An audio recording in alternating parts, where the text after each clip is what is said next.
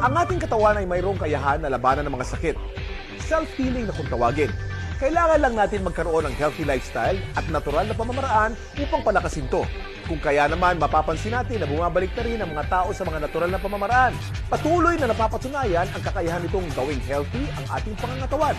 Natural products for natural healing. Importanteng maintindihan ang primary causes ng mga health problems para malaman kung paano maiwasan ang mga ito.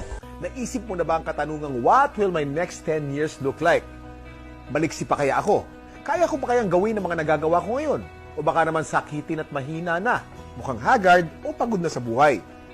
Alam niyo bang may isang halaman na ginagamit pa mula pa noong panahon ng Biblia na sinasabing nagsusupply ng complete nutrition from birth to old age? At isa sa most nutritious of all plant foods na makakatulong mag-maintain ng strength, stamina, and energy hanggang sa pagtanda.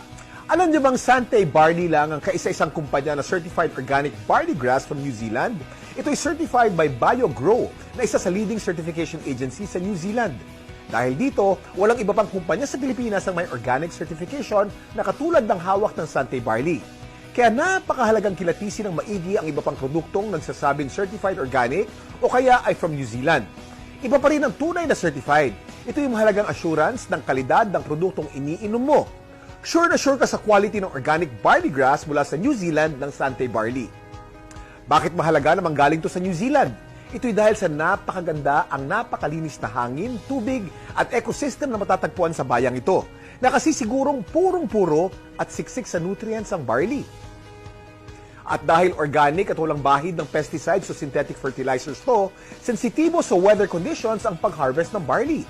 Pinakamaganda at masustansya ang mga sariwang dahon pag ito'y nasa 30 centimeters na ang haba at ang tips lamang nito ang kinukuha kung kailan spring at autumn ang kasalukuyang klima.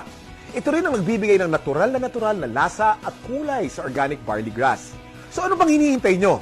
Simulang palakasin ang iyong kalusugan at pakapalin ang iyong mga bulsa. Kaakibat nyo sa magandang kalusugan at pagnenegosyo. This is Kuya Kim and I'm on grass.